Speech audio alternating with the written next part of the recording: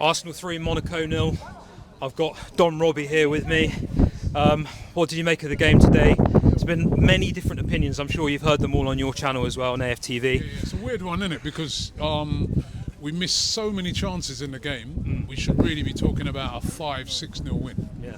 Right? But we've won 3-0. We've kept a clean sheet. It's job done, isn't it? You know what I mean?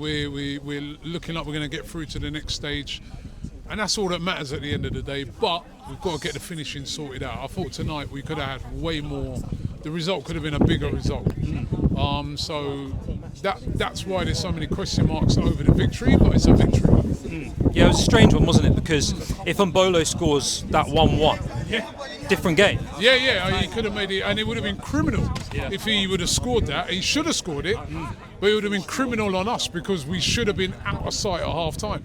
So that's the one thing that I look at the game and I say we've got to be more clinical with our finishing. You know what I mean? And Jesus was guilty tonight. Martin Odegaard, Martinelli. You know what I mean? They've got to get the finishing.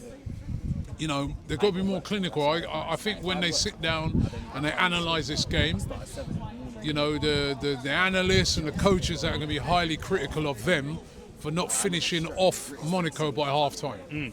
But that said, we got the job done. We were quite comfortable in the end, and we deserved to win the game comfortably as well because, you know, as I said, we dominated the game, and all the goals were from open play, so that's good.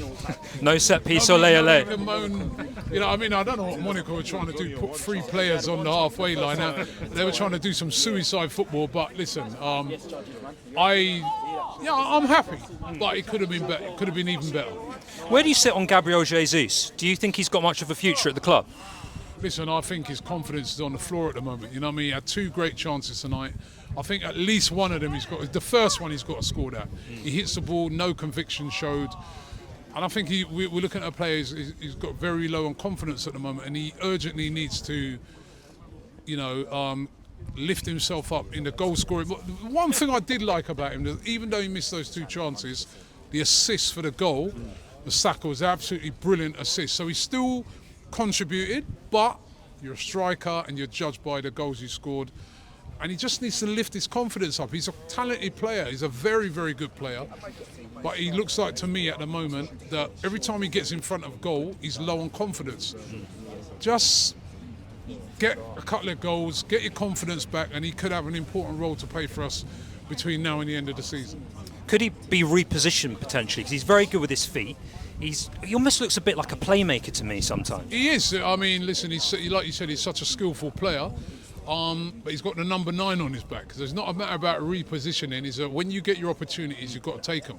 And he's not been taking them. So he needs goals. And I'm gutted in a way for him because he could have had 2 tonight. And we'd be talking about playing him on Saturday instead of, you know, what's happened to him. So that's the small margins in football. And where do you stand on the January transfer window? I mean, do you think that we need additions to the squad as it stands currently? I think we need a striker. You know what I mean? But I'm not sure if we will get one because it's such a hard thing to do in January. So I think we'll probably still end up sticking with what we've got. But certainly I think when you look at Arsenal, you know, when I look at the Fulham game, if you've got a clinical striker in that game, that's the sort of player that can change a game like that from being a draw into a win. And I think we could do with a clinical striker.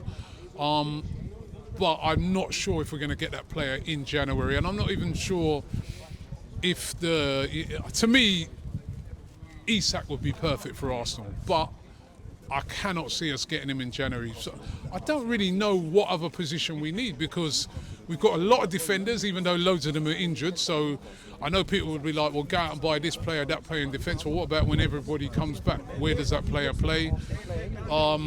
Midfield, I think we're okay in midfield. We've got Ethan Wanieri coming through for Odegaard. I think it's a striker. And you could look at it and maybe say, could we get someone over on that left-hand side as well as an upgrade on maybe a Martinelli? But it's going to be a hard window. But for me, my priority would be trying to get a striker. Absolutely. And in terms of the league, we've got to talk about it. You would have interviewed lots of people on Sunday after the Fulham disappointment. 6 points behind, Liverpool game in hand. I know you've asked this question a lot on your channel. Do you still think there's a realistic chance of actually making back that point? There's still a realistic chance, but we're up against it.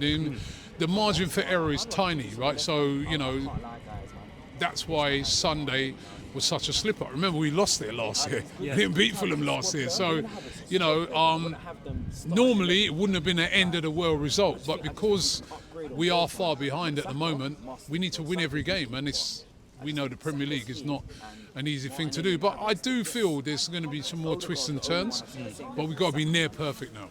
Yeah, absolutely. And just finally, does Mikel Arteta have to win a trophy this season for him to retain the overwhelming support he's got from the fan base?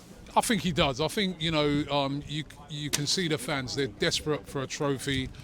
They're desperate for the league is the one they're really desperate for. But I think to kind of, if he doesn't get the league, win some other sort of trophy just to keep the fans on side.